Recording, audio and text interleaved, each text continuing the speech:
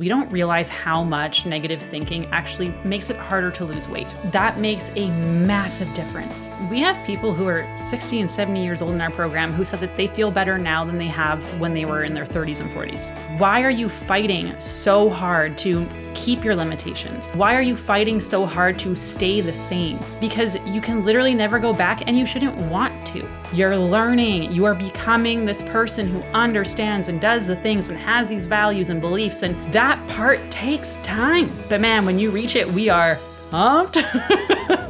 Hello, everyone, and welcome to the latest episode of the Metabolism and Menopause podcast. My name is Stephanie, and I am your host and CEO of Vitality OET.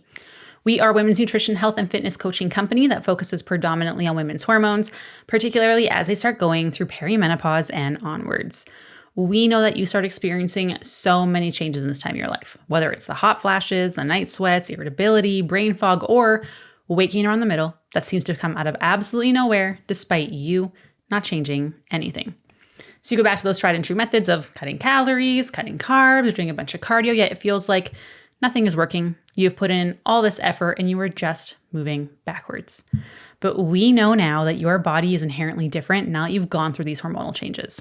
So our mission here at Vitality is to really help you understand how your body changes in this time of your life so you can reach those health and fitness goals, feel in control and at home in your body again, live a life full of vitality, and really understand how to take care of this new body of yours.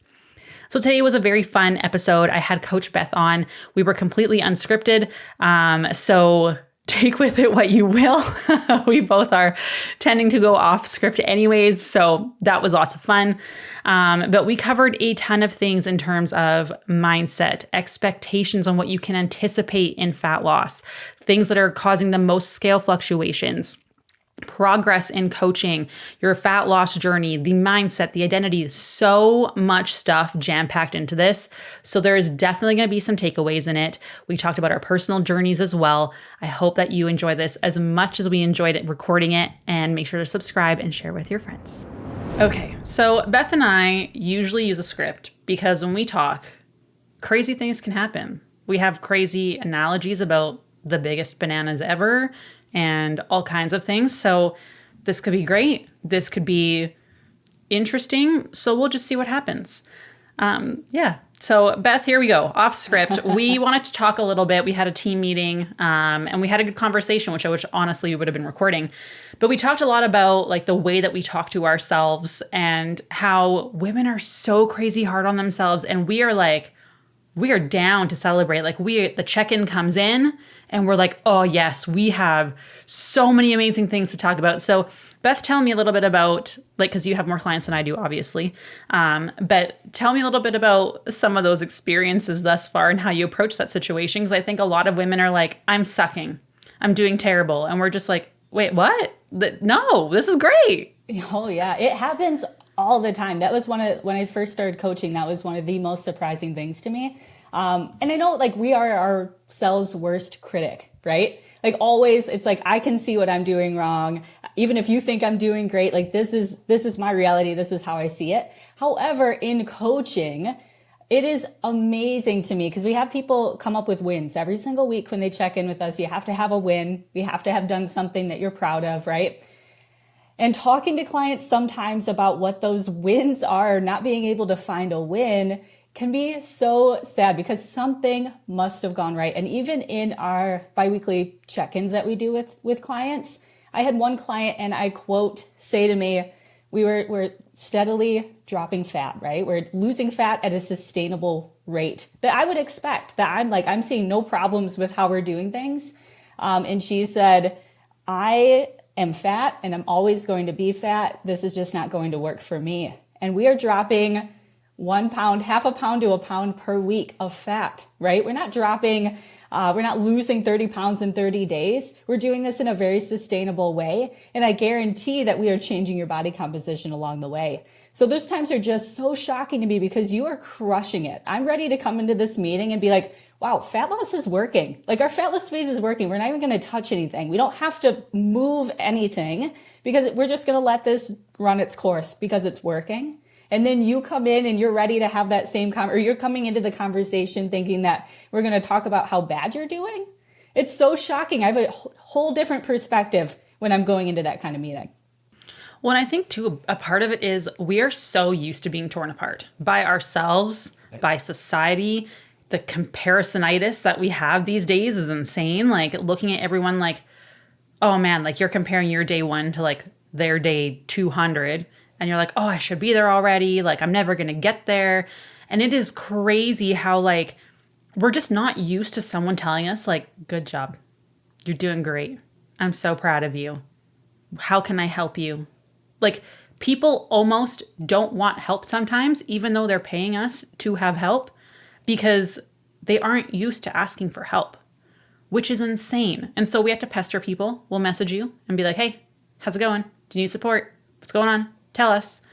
And then something comes up like in a check-in a month later, like, oh, well, the last 3 weeks I'm struggling with this. And it's like, what? Like, tell us. But most of the time it's like, we are so immensely proud of people and like ready to celebrate. And they are just so negative and so hard on themselves. So I think there's a big difference between like their expectations and our expectations. And I also think people think it has to suck, that it's going to be hard. And like, it is going to be challenging, but you're not supposed to hate every second of it. Yeah. That's not how this works. Right. No. And in fact, that's probably why it hasn't worked before, because you have hated every second. And a lot of the times, like we'll come in and if you're losing, like we typically tell clients, like we have like a half pound to a pound and a half range we like to see, and you could get into the science of that, but we're mainly losing fat, right? We're keeping on your muscle, you're doing all the things. And sometimes like that can be relatively, I don't want to say easy, because it's not easy. A fat loss phase is not easy, but it can be easier than you think it's going to, especially if we spent time building out the habits that we do in the first part of our process here. We make it seem very manageable. In fact, there's never a time where I want to give you a goal that's so unmanageable that to squeak out another pound or pound and a half to lose that week, that means it wouldn't be sustainable. Right? Like if we're sitting somewhere and we're seeing progress, but it's a little bit lower, like we're in that half pound to a pound range, but we are seeing progress, we're not going to mess with it. Right? And I think that's like a big thing. Yeah. People always want to see changes. Like, hey, what's the change this week? What's the change this week? I'm like, nothing. Like your body is responding or we're healing, whatever it might be, whatever phase we're in. Like we need to just give your body time. Like it's working. We don't need to change anything. But I think we're all so used to needing the novelty of like a new thing. Because like us on Instagram, us on TikTok, us on Facebook, it's like scroll 3 seconds, scroll.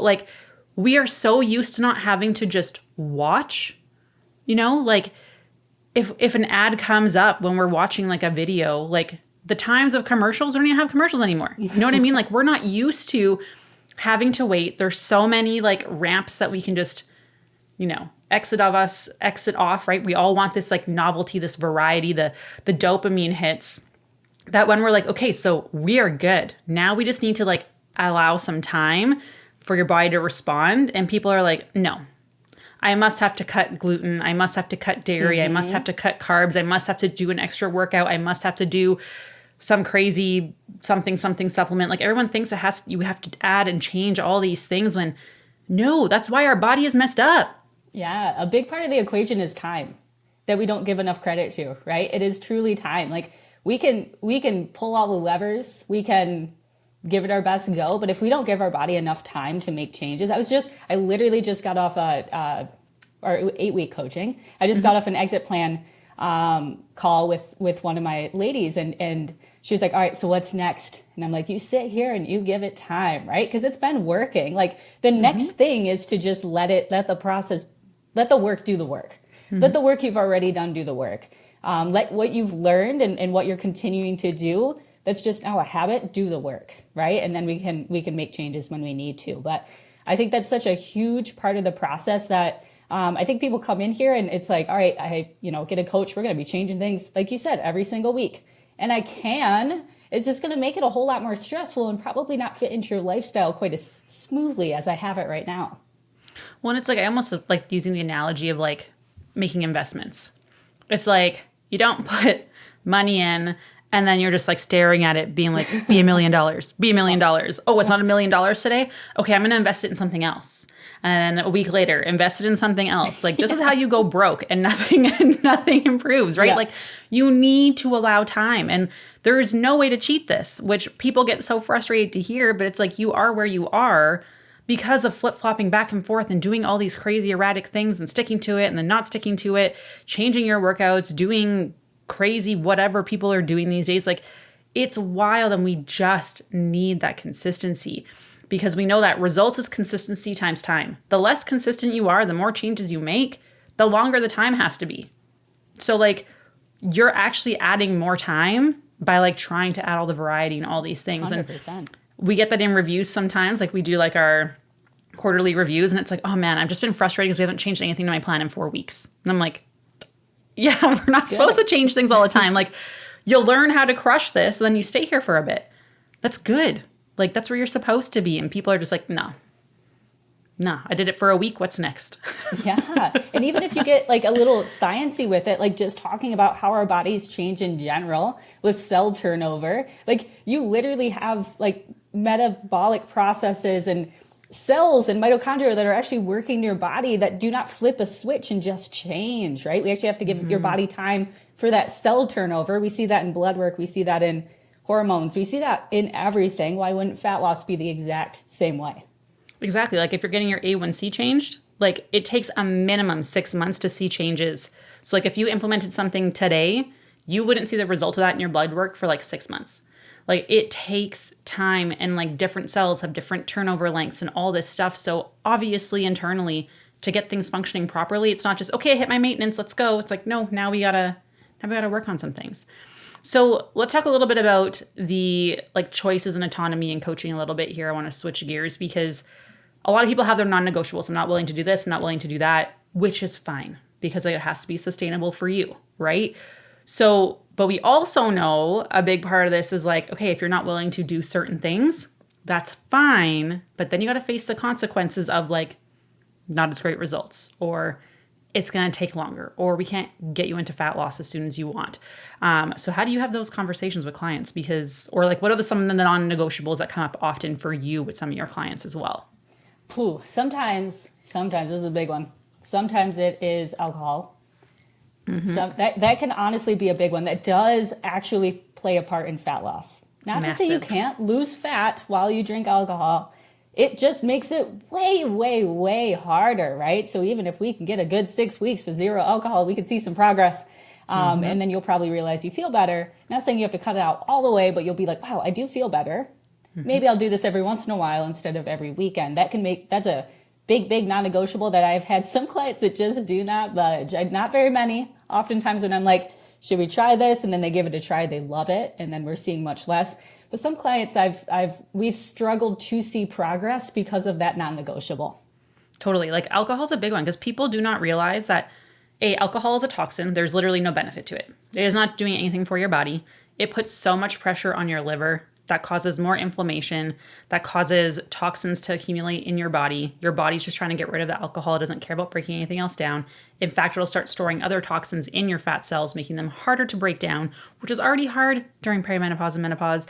And if we are stressed out and then we are drinking to try and quote unquote relax, and then we're also having some nice sugary snackies, or the drink itself has lots of sugar, that is a recipe to turn off the fat releasing process and actually like overstimulating your fat storing pathway. So then you can't even open up your fat burning pathway. So you can eat as little as you want, eat as clean as you want, like do the workouts, but your body is blocking fat burning. It's stuck in the storing mode despite doing everything else. It's telling you we need to store despite doing all the right things, eating less calories. So alcohol is a really big one. And that's just one that we just are very honest with people in terms of like, if you're really serious about wanting to see results, this is something I'd recommend. If you don't want to do that, that's fine. But then you have to be okay with the fact that you're not going to see results as quickly, or they might not get to where you want to be, which again, we don't care if you drink, right? That is a you decision, but then you got to take the responsibility for those consequences too. Okay. So and I know another one too is like exercise. So let's talk a little bit about exercise. Yes. Yeah. A big one for me that actually has been coming up a lot lately, it is related to exercise, but like moving in general. If we can't get a step count, like I'm not saying I want you up at 8 p.m. just like walking around your neighborhood, marching in place. We don't have to take it to that level, but I also like, we know just like for longevity purposes, but also if we have any body composition goals at all, but any health concerns, anything, walking's really beneficial. And I'm not like it, just moving in general. Like if we sit all day at our job and then we move over, cook dinner, to sit and eat dinner, and then we watch Netflix all day and then we just sit, like you're just adapting your body to sit, right? Like you're training your body really, really well to get good at sitting, and it will, you know, you can, when you see a person who like, you sit, you know what I mean? Like that's what you've trained your body to do. I always, Steph will love this. You're welcome for this. And I'm glad this made it in the podcast, but the old shrimp in an office chair, like we know when you train your body to sit. And all I mean with that is like, it makes it really, really hard to reach your goals if we're extremely sedentary. So even getting that step count up to like a manageable number,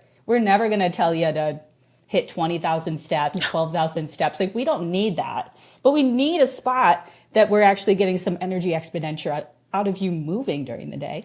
Well, and that's the thing. It's like also studies show like you can hit like your 8,000 steps, 10,000 steps, but you see a bigger benefit if it's spread out throughout the day as opposed to getting it all in one. This is why like one workout a day is like, or 3 workouts a week, whatever it is, like isn't enough if that's the only movement that you're getting. Like we need to, and that's why we're doing a challenge with everyone right now. For those who wanna know, we're doing one with our clients. We're doing exercise snacks. So we actually have clients putting sticky notes up in various parts of their house or work or wherever. And every time they see it, they have to choose to do either 10 squats, they have to do 10 push-ups or 10 lunges, whichever they want. And people were like, wow, I didn't realize how much I went to the bathroom. I didn't realize how much I opened the fridge mindlessly, the pantry mindlessly. Like, so putting it in different places. And that just helps get that movement in, and it makes it more fun. Like it's not as big of a chore, or just like standing up every like hour and just like doing a quick little walk around your house. Like people are like, oh, I don't have time for that. I'm like, you don't have time. Like that's going to help you with your blood sugar control. That's going to help you with inflammation, lymphatic flow for like detoxification. Because when we're sitting all day, there's a reason that we get so bloated in our lower abdomen. A, we're stressed out, but B, like blood flow literally cannot move past your hips. Like we're just sitting here. So where does it accumulate? In our belly. And people don't even realize what a massive difference that makes.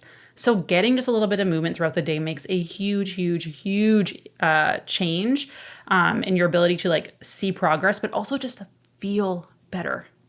So much progress. Mm-hmm.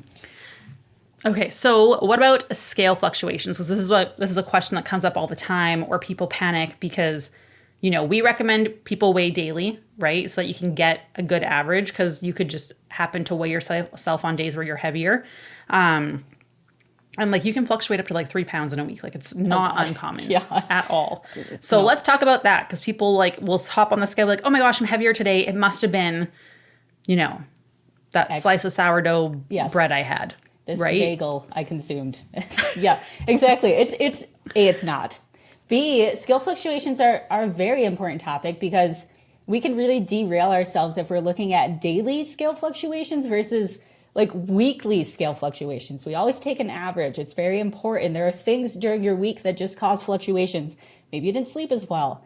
Maybe you had a little bit more carbs or less carbs. Not a reason to not have carbs, but sometimes we store a little bit more glycogen or not. You have a better workout, right, with a little more carb.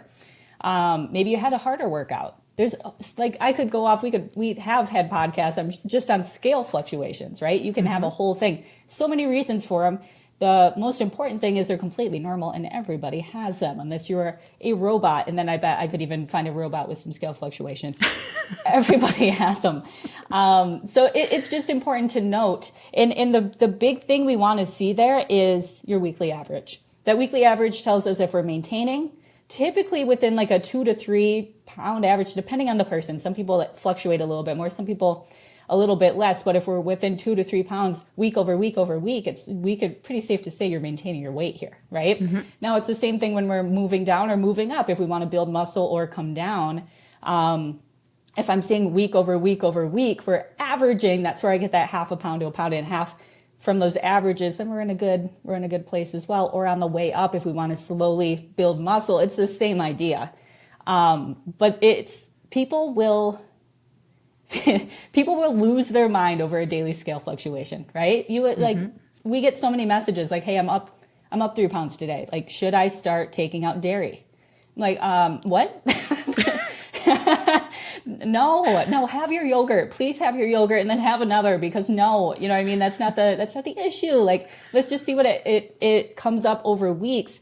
And then some clients on the way down, they'll be like, man, my weight's still hitting this number. But I'm like, yeah, but we're seeing a new low every single week, and we're spending more time there, right? Every single time. So it's like looking at the data is so important, and trying not to get, and I know it's hard, trying not to get emotionally tied into those daily scale fluctuations is going to go a long way. Oh, it's massive. Like, we have this conversation with people all of the time. Like, if you look at my before and after pictures over my last transformation here, I lost 0.5 pound and I look way different.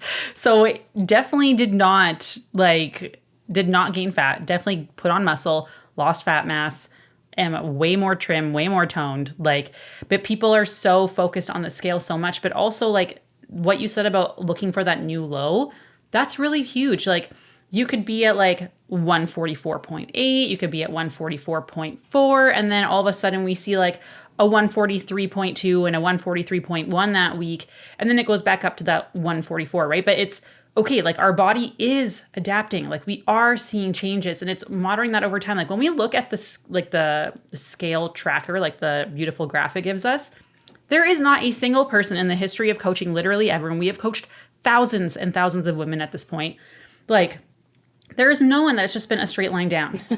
Like if you zoom out really far, then it might look like a more straight down curve, right? Like it might be more smooth. But when you zoom in and you can see the fluctuations like within a month, it is up and down, up and down. And so when you're looking at it super closely, it literally will look like you've hardly made any change. When you zoom out, you're just like, holy crap, that's amazing. There is like a down slope, which is what we want. But people are so focused and zoomed in and so in it that we can't like take that step back and be like, oh, wow, there is progress here.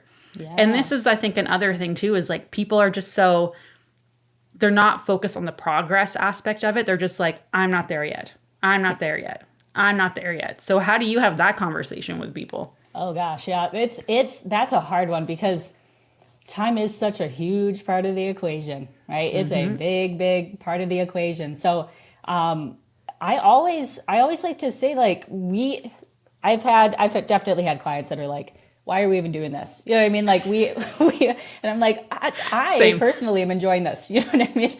No, we're doing this to hit your goals, right? So, and you know, I'm a very data, and I didn't even know this about myself till I started this job, but man, do I love a data, right? I love a data is probably not the right way. Data people are turning off the podcast.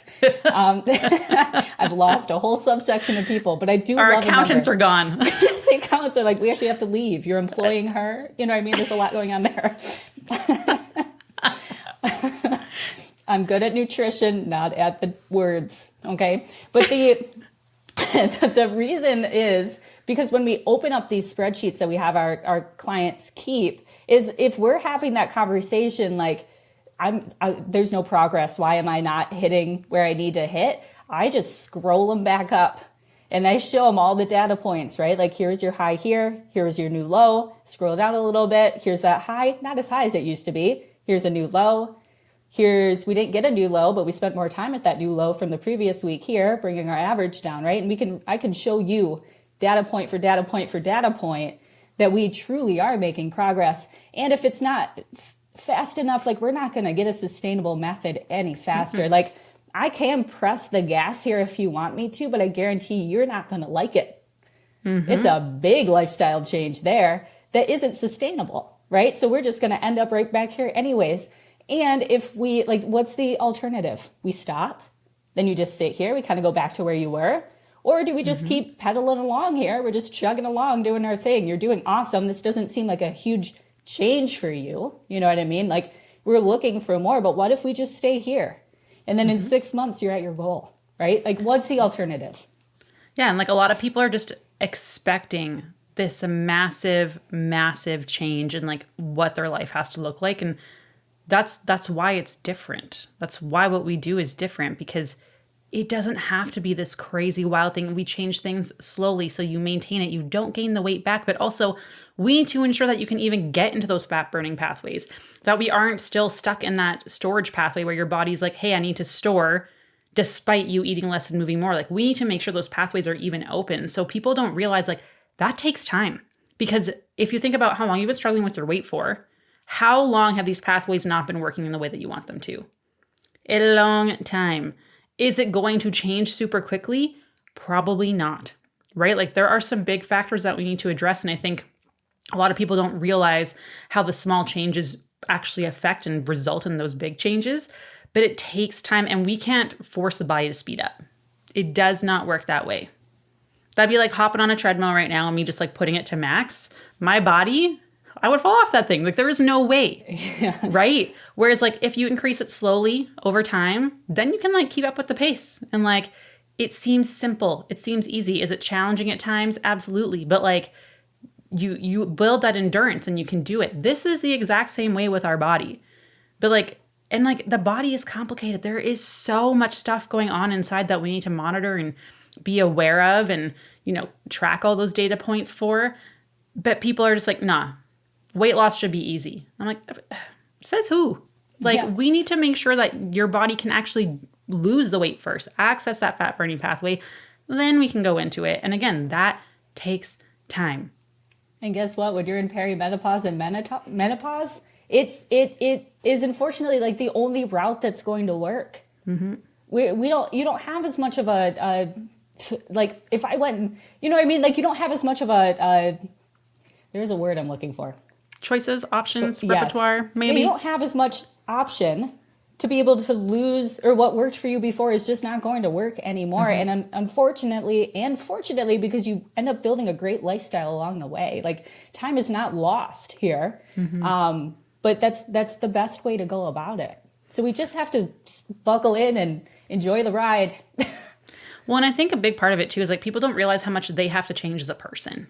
And like that change has to be slow. Like we talked about on a mindset call literally this week with our clients. And I talked about how, you know, times of pressure, times of chaos really reveal what our true character is, our true identity.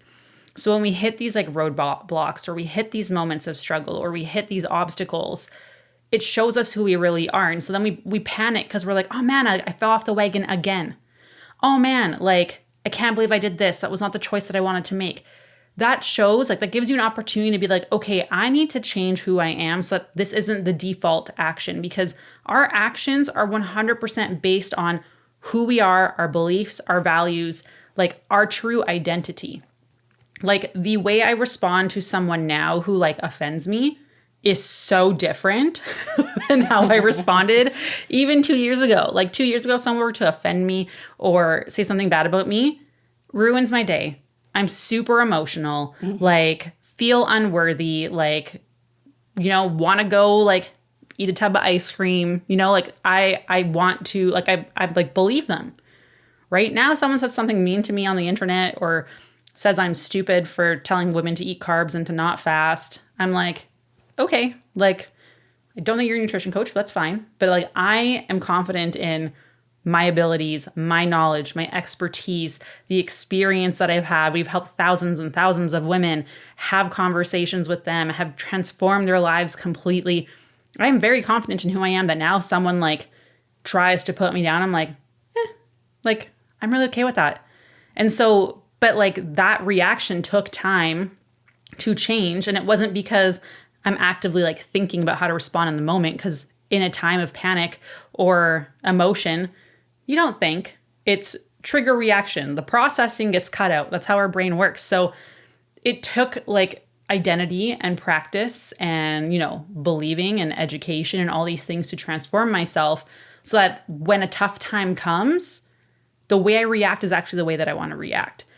But people don't do this with nutrition and exercise, which it is really important, right? Like, it takes a big identity change. So if you're in a time of pressure and you're not reacting the way that you want to, it's like, okay, I want to be a person that if this situation comes up, this is how I react. What do I have to learn, experience, practice, so that when another time of stress comes up, I have the opportunity to prove to myself that, hey, I am this new person and this is amazing. And I love getting those messages when people are like, man, went on holidays and guess what? I came back and I didn't gain any weight. And we're like, heck, yes, you did it. Yes, you did it. You're a new person. You have the habits. You nailed it down. Or they're like, I had this really stressful thing and instead of skipping my meal, I actually ate even though I wasn't hungry. And we're like, yes, like you're learning. You are becoming this person who understands and does the things and has these values and beliefs and believe in yourself, right? And so that part takes time. Yeah. But man, when you reach it, we are pumped. Yeah, we are. Oh my gosh. I'm like over here doing check-ins sometimes and I'm like, I sound like I'm like a basketball coach. I'm like, we're hitting threes all day. I'm like, this check-in's went amazing. Like it's a little embarrassing. I'm glad I'm alone. And just my clients, they always message me and they're like, you are ridiculous. Like what are we doing? I'm like, they probably could be shorter check-in videos if I just got to the point, but here we are. You have me as a coach. I got chosen for you. We have people request for you though. They're like, Beth seems funny. Put me with her. I'm like, oh, you are in for a treat. You're gonna have so much fun. Yeah, I'm like, it is a ride, but we get there. We get to the spot we're going to. We just have a little fun along the way, which I think is important too. Like, I think if you give yourself if we don't, gosh, I and you guys have heard on other podcasts, I used to be so cruel to myself, right? And like eating disorder and anorexia and all of those things. Like, I know how that is. I know how that feels. I'm with you there. You know what I mean? But man, I think we really have to, it is serious, right? It is serious wanting to have a new lifestyle and be the person you want to be. And the body composition that comes along with that, that's very serious. I will never say that's not serious. However, if we can't have a little fun along the way and learn along the process, make mistakes, give ourselves some grace, laugh about it together with your coach, right? It's going to happen. We all do it. But I think if the hardest thing, and we alluded a little bit to the beginning, but the hardest thing for me, where I just get, I'm pretty in a good mood all the time, but I just get so down is when I get off a call with somebody and they are so mean to themselves. This is a process. We're learning a new lifestyle. I'm not teaching you how to cook rice. It's going to take a lot longer, and you do not want me to teach you how to cook rice. I burn rice all the time. Taylor has to cook it.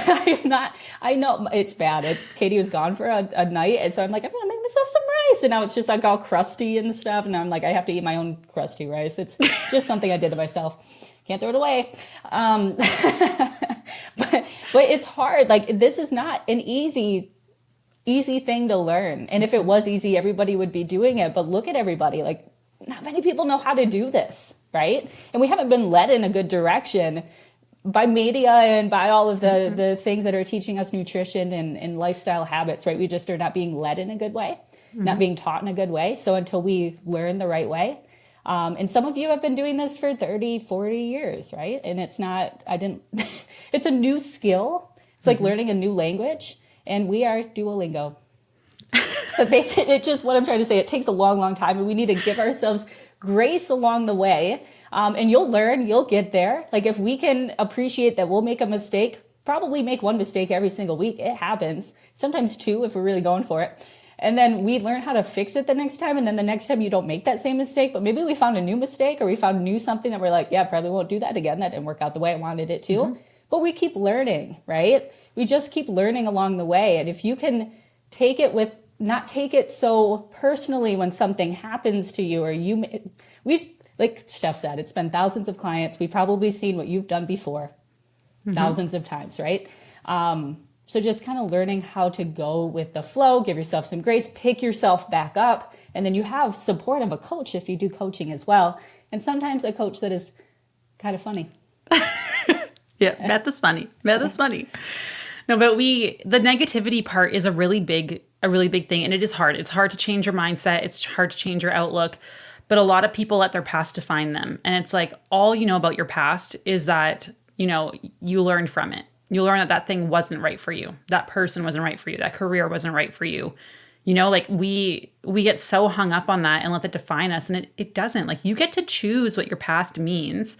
That gives you meaning for the future. And so the best thing that happens for women is when they start to realize they're excited about the future. And this is a great opportunity to learn and to grow and to change and expand their knowledge. And that ends up being a massive thing because we don't realize how much negative thinking actually like makes it harder to lose weight.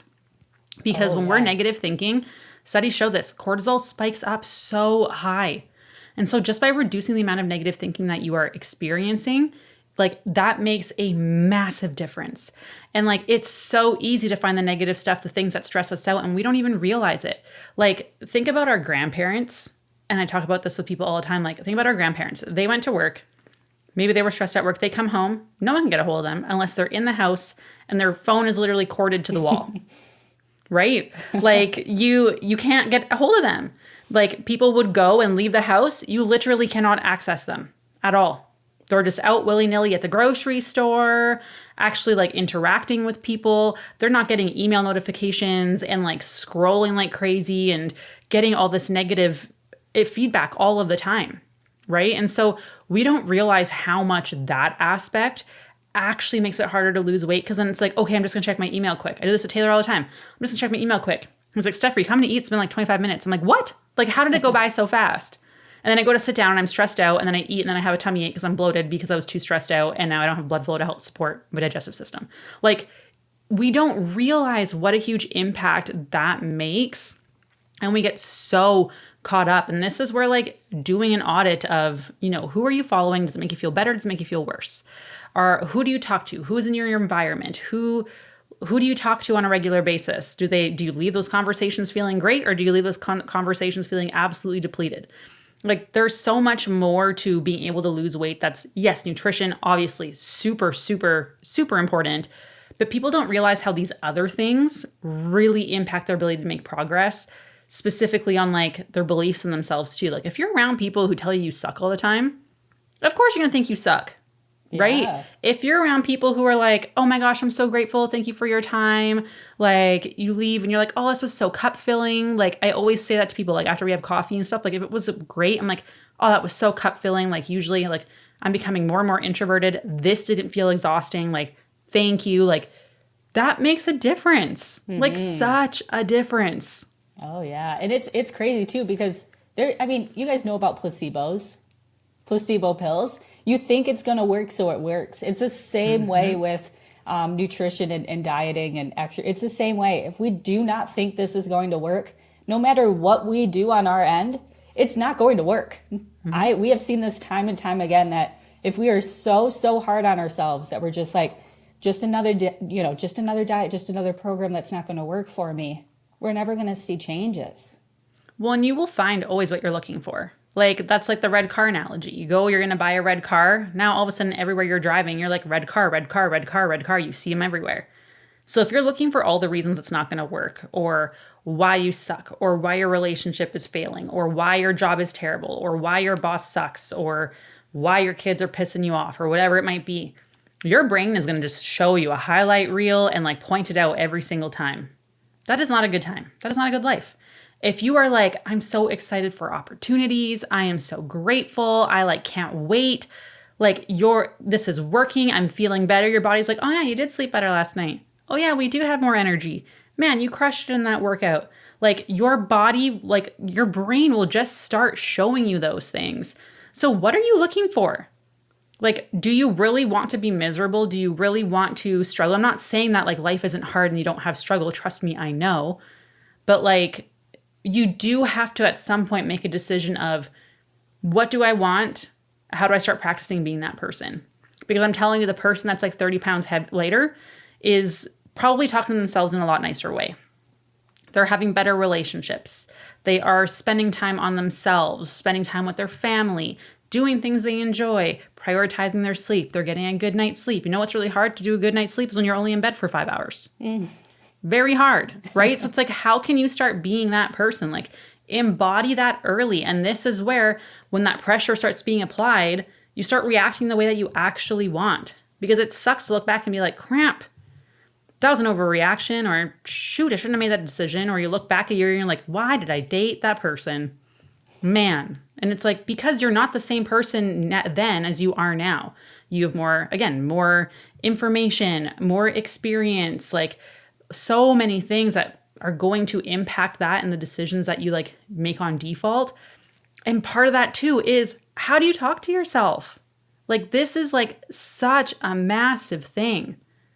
Like a massive thing. And it's crazy because like it's so ingrained in your mind that like you're even able to speak it to me on a Zoom call, right? And then I'm like, oh my gosh, like this is the worst thing I've ever heard anyone ever say about themselves. And then always what I like to talk to them about, like, we would never talk to someone else like that. Like 0 times would you ever say anything about how someone's fitting into a shirt or, hey, you're on a diet program, but you're always going to be fat. Like, it is just like, I even feel uncomfortable saying that. I don't even like to say it. You know what I mean? You're so mean to yourselves sometimes. And you just need to give yourselves a little grace, right? Everybody's had stuff that's come up in their life. Everybody's in a situation now because of experiences that they've had. And there's always like a way to improve. There's always like, we can always get better. But again, time's going to be the kicker, and having the belief in yourself that you can do it. And that's a big part. I think like we're just so conditioned to be like, I failed once, I'll fail always. It's like, man, if I would have taken that stance, I would have done nothing with my life. Like, I would have grew up in a family where like, I mean, I've told this story before, like we didn't even have a shower head. It was just a hose hanging out of the wall, mold on the windowsills. I should probably get a mold toxicity test, actually, now that I think about it. I'm like, I wonder if there's anything lingering from that, because that was a long time. Like physical and emotional abuse from my dad. Like so much, the immense bullying, like lost my mom to cancer, like so much stuff. Did not have friends growing up, like did not fit in. And that just became part of my story, where it was just like, you know, what choice do I have than to like try? Got to like help support my family, because my dad like decided to stop paying bills and just left. So like, you know, there was me, 15 years old, working, probably not legally, because I don't think you're allowed to work when you're 15. I think you have to be 16, but that's okay. I don't know about these Canadian rules, but I don't know. But like doing what I had to do to like help support family. And it's like, that was like a part of my story where it's like, life is always hard. I always struggle. And now I've like really changed the meaning of those things. It's like, you know what those things taught me is that like, even though life is freaking hard, there is so much in my control. And there are some really great people out there who have supported me. Is there a lot of them? No. But there's some very key people that like, I am so grateful for. And so being able to then want to embody those people, be more like them. How can I learn from them? And defining what that means. Like, I could be so bitter and like just so bitter and like negative about everything. Like, I have been through it, but it's, yes, I sat through it and it sucked and like let myself feel the feels in the moment. But like as time goes on, it's like, okay, now I can understand, like, I wouldn't be who I am today if it wasn't for those things. Like, running a business is hard. Having a family is hard. Doing this without parents is hard. But like, if I hadn't had those struggles earlier, I probably would have like given up. You know, I would have never pursued things to try and like help people and be that person for people that were that person for me. And so, yes, we have to like look back and redefine like what those quote unquote past failures were, because the way we define them, the way we view them makes a massive part of who we are today. So like, we need to realize all of that and change all of that, because it is really hard, right? Like, I mean, like you with your eating disorder, it's like you had to redefine what that meant and what you learned from it and how that changes you, right? And so, yeah, what's been some big identity shifts for you based on like rewriting your story a little bit? 100%. I've had a couple. One was the eating disorder for sure, right? A pretty severe anorexia for years and years and years. And that was my story for a long time. Like, I have anorexia, right? And it took me actually a long time to be like, I had anorexia. And sometimes it's so defining to me. Like, you know what I mean? It's too defining to me to even want to be like, this was something that I had back in the past. It's just like, I dealt with this and now I'm here. But if I had continued being like, because honestly, like with anorexia or with any eating disorder and so many other things, like had to change because it was life threatening, but you also like your mindset doesn't have to change. You could eventually just eat more and be like super bitter and negative about your body and this new body that eats more, right? I'm not quite as lean as I used to be. Thank God. I'm 5'8". I weighed 112. You know what I mean? Oh my gosh. Just like didn't look great. I see there's some pictures and it's just not ideal, right? So, but I could have so I'm learning a new body. I'm learning a new amount of food I need to eat. I'm learning all of these new things, but then there's also a mindset shift of if I stayed there, I would never have eaten more. I would never have eaten more because that's just who I was. So changing that to be, and that's why I'm so gung-ho about like being athletic and so gung-ho about like trying to lift more and like doing these other athletic things I could never do when I was younger because I was just a bone. I now have muscle and I'm able to do these athletic things that I wish I could do when I was younger. And now I'm aging near 30 and I'm getting a little more sore than I'd like to be, where if I did this when I was 18, I'd probably feel a little bit better, but you know how it is. Now I'm doing it. And it's just like redefining from anorexia to athlete it was a big shift for me. And going from eating 800 calories a day to maintaining my weight at 3,000 was a big shift for me. Right? Oh, massive. But now I'm somebody who's like, I maintain weight at 3,000. If I don't eat 400 grams of carbs per day, my workout sucks the next day. You know what I mean? Like now I say these things, I'm way more proud to say those things. There's some shame in the other version of that, right? 800 calories a day, I probably have 2 grams of protein. I had 17 black coffees. You know what I mean? I'm making it through my day. It's not great. And it's a little, so working yourself up to something that you're proud to be too. And I'm sure it's the same with you, Steph. There's a little bit of like a shame with how you grew up and those situations you've been through, but now you're a CEO. You know what I mean? Like there's like some, like a proud stance in who you are now versus, and it doesn't mean it's like, yep, I'm stopping here. There's continued growth for both of us too. Like who I am today is not going to be who I am in 5 years. Watch out. You know what I mean? I don't know who that lady is, but she's probably fun. But it's just like, you just have to keep redefining yourself. So even if you struggled with your weight for 30, 40 years, you don't have to be that person anymore. You do not have to be that person anymore. That's not written in stone. That's not who you are. There's no amount of family genetics. There's no amount of, you can change who you are, right? So it's just, I think that's a very empowering stance to have. And it's never also too late to change who you are. We get that sometimes too, where it's like, well, I've been this person for 30 years, but it's like, we have some time. You know what I mean? We're not like counting down time by any means right now. Like we can still be who you want to be, and why not be empowered and always be trying to do that? Well, and it's like we have people who are 60 and 70 years old in our program who said that they feel better now than they have when they were in their 30s and 40s. Like, that's amazing that they feel stronger. Like, anything is possible. But also, I think it's important to acknowledge you can never go back to who you were. You know so much more. You've experienced so much more. You are never that person again. And I think that is like very freeing. I'm like almost getting emotional talking about this. Yeah. But it's like, it's amazing that you're not that person anymore, and you never will be. I will never be that little girl who was bullied again. Like I can stand up for myself. I can, I'm not going to be a victim of abuse anymore. That's who I was. I am not that person anymore. Like I have a voice. I have a message. Like here I am, like having a kid changes you so much. Like, I was like I'm a workaholic. Used to wear that with pride. And I'm like, I can't and I won't, because like the best thing I did on the vacation that we took for 4 days was take my son to the park for like 35 minutes and put him in a swing. Like that was more cup filling than like anything else we did on that trip. So it's like you will never be the same because so much has happened from then. So it's like, why are you fighting so hard to keep your limitations? Why are you fighting so hard to stay the same, to be that person? Because you can literally never go back, and you shouldn't want to. And sure, maybe, it would have been nice to go back and still have my mom alive, Maybe it'd be nice to like not be worried about necessarily like running a giant business, right? Like there's so many things that are different that you like think that it would be better, but it wouldn't. Especially knowing what you know now. And I think this is where a lot of people struggle is like, man, things would have been so different if I like would have known better. It's like, yeah, but you didn't. Right. That person is gone.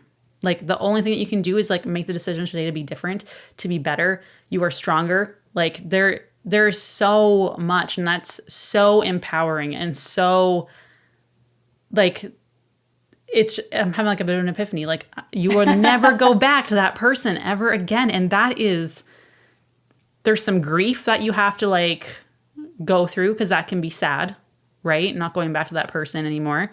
I know lots of new moms go through that, but also it's like, it's so exciting. The options are so limitless. There's so many opportunities. And so if we can stop looking at the setbacks, or we're not making progress as quickly as we want, or just telling ourselves that we're always going to be fat. Like imagine if every time you had a little setback, you were like, I can't wait to learn from this. I can't wait to become the new person that comes out the other side. Like that changes your whole like feeling, your energy, your motivation, the choices that you'll make versus like, oh, it's happening again. Mm-hmm. So I think like the mindset piece is so understated so much that like people do not realize what an impact this has on like their entire journey.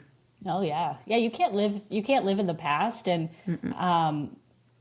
for any reason, right? We're talking health, we're talking any relationships. You just can't live there because we're new. It's a new day. We have to move on. We just have to. And that goes with, we say this all the time with like all or nothing in nutrition too, right? We have a bad day, so we throw in the towel, right? Now it's a bad week, and then all of a sudden it's Monday, and I'm back in my check-in, and I did nothing, right? And we can get this like continuous, we're just stuck. And it's so cool when we finally get a client to be like, I had a bad day, and then I fixed it. You know what I mean? The next day jumped, and it's fine, right? Or I overate at a restaurant. It was my birthday. Do your thing, by the way, please. Yes. Came back the next cake. day. Yes, please. We're not robots, but I would still see some fluctuations if you were. You'd come back and you'd eat your cake or whatever. Like, do your thing. Come back. Let's get back to the goals the next day. Like, I think if you're not making mistakes, or if you're not on your way to the new you, like, we're not actually changing anything, I'm sure. Mm-mm. Right? Because you don't even know how that new you operates anymore. There's going to be some mistakes on the way. And that doesn't mean you have to lose every single piece of old you either, because she was pretty cool. You know what I mean? Like, so take some of her with you as you get onto your new you here. But especially when we're talking about nutrition and exercise, like you've probably been like hemming and hawing and trying different things and seeing if it would work, and it doesn't work. And it's just fitting the agenda, right? It's just fitting the agenda of what you know and kind of how it's been. So it is so important to like think of like, and like Stephanie said, like, we just have to expand. Like, you are capable of so much. Mm-hmm. You're capable of so much, and winning. Like, you can have the life you want to have, which is, you certainly can. I've seen it, like, even 2 years ago, Steph, like when I was at a corporate job, I was working, I was driving, you guys probably wouldn't want to see this, and I would have gotten fired at some point. I was driving a fork truck because I was trying to make some more money, because in my little town, you couldn't really make a ton of money personal training because there's just not a lot of people, you know what I mean? So I was like, I got to make some money. So I was like driving a fork truck in a chemical plant. How I passed the test, I don't know, but I did. I was wheeling around. And I had studied exercise. I studied nutrition. That's what I wanted to do. There just didn't seem like a way to get that done. And a really easy decision would have been for me would be to work my way up at the chemical company. I was, it was kind of laid out for me. But I saw Steph's post, and then we met, and then here I am. But it's just like my life has completely changed. That chemical plant's no longer in the picture. I mean, it's still in the town. I see her every day, but I don't have to go into the gate. You know what I mean? And I'm doing what I love now, and it's just completely changed. But there's so many limitations on, like, my family's been a very corporate family, like my entire life, like always worked for a company. I'm sure a lot of families are like that. There's nothing wrong with that. Mm-hmm. I didn't want to do that. You know what I mean? I didn't want to do that because it's not the field I studied. I was like, I can do my thing, and now I'm doing it. But if I had stayed within those limitations, I would have been head fork trucker by now, I'm sure. But it's like, unhappy. But if you fight for those limitations, you get to keep them. Mm-hmm. So why are you fighting for that? Fight for what you want. Like, That's what you need to do. And like, man, I think back to this all the time. It's like, man, like me in like grade, I don't know, let's say 9, felt like I had no friends. Like, didn't want to share my like wins with anyone because that would come with bullying. Like, had a not so great dad battling his own demons. Like, my mom was working 2 jobs. Like, it was living in a crappy house. We had no support. Like, it was wild. I was working and going to school, trying to get scholarships. Was the first person in my household to go to university, which I paid for by myself by like saving money while also helping my mom pay bills and applying for scholarships. Did that, did my master's, started working in the health region, then started training other trainers at a gym, opened my own clinic. Like, there is nowhere in my like history, in like, if you would have known me then, there is no way anyone thought that I was going to amount to anything. No way. Guaranteed. And it's like, here I am. And like, not in the way that I expected. Never thought my mom to die so young. Like, never. So it's never going to go as planned. But like, I can honestly say that I am healthier, happier, more fulfilled than I ever have been. And like, other people might put limitations on you, but like, they can't do that. Like, you get to decide if those are valid, if those are true. Yeah. And so I think that's just like a big part of this is like, people aren't used to us being like, no, like, you can do it. Yes, you could have that piece of cake on your birthday. Like, you don't have to ask my permission for that. We want you to enjoy that. You know, we'll send you a little Starbucks gift card. Like, you know, just things like that. And it's like, people just aren't used to being like allowed to be themselves, voice their opinions, their fears, share, and have someone actually want to listen, because we ask them so much about their personal life because like, we want to know what's going on so we can support you in all phases of life. And people just aren't used to people actually wanting to help and support and like remove limitations from your life. And I think that can be really hard, especially if it's not something that we're used to. And so we're just so used to having to battle and to do everything on our own and work really hard and not necessarily get to where we want to be. And so like, you have to decide what you're fighting for. Are you fighting for your limitations, or are you fighting for what you want? That's really what it comes down to. No, yeah, exactly. And it's just like with your nutrition and exercise, especially, like, that is such a huge thing, because we can just keep doing what you've been doing forever. We can give you a plan and you can say, hey, that's not going to work. We can do that song and dance for a long time. And until I will never get tired. You have amazing stamina at that song and dance, let me tell you. Beth has endurance. I train for endurance, people. You're not going to outrun me. Yeah. Yeah. Not going to outbite me. You may outrun me. I have some clients that probably could outrun me. Biking, though, I'll catch you. But we'll stay with you through the whole thing. I've had some clients where we finally got our light bulb moment 2 years later. And then I'm like, oh my God, I can't believe this is happening. Like, I have to go tell everyone I know that we made it. You know what I mean? We absolutely made it. We'll fight. We'll fight there with you. We have amazing coaches. There's every single one of them will stick with you through the whole thing. You know what I mean? We've got support. So it's just, it's a matter of you coming in to make the changes, right? It's a matter of you wanting to make the changes. Any changes you want to make within reason, we'll fight for with you, right? If it's something that, hey, we can get that done, let's get that done. We've had clients surpass, like go way past what they ever thought they'd be able to do. I have one client right now, especially, who's basically, we get on a call once a month and she tells me what she's going to do for the next month. And I'm like, right on, right? Do your thing. They're turning into their own nutritionist, their own support system. And it's amazing to watch, and it can happen. Yeah. And I think the other thing I just want to highlight before we hop off here too is like, we share client wins among the coaches like every week. 99% of the time, it has nothing to do with weight loss. Like, it is always like, we're all crying. We're just like, oh my gosh, she did it. I cannot believe it. Like, finally the mindset changed, or yes, she's not feeling the guilt, or she finally stood up to this, or we had someone quit their job. That was one of your clients, I think. Yeah. And so it was just like, you know, these are the things that we celebrate. It's just like, the things that like really matter. Like, yes, obviously we want you to lose weight. We want you to be healthy, but like, we know that if the identity stuff changes, the mind stuff changes, like we we know the growth is exponential. Like we know, we're like, oh, we are ready for takeoff. Here we go. Maybe they steer the ship here. Full steam ahead. Yeah. I know you use that analogy because when your clients submit the quarterly check-ins, like, I love that Beth drives the ship, steers the ship. Do. And I'm like, oh yeah. I'm like, I get so deep into the analogy too that they're actually like, stop. Because I'm like, you're giving me the coordinates.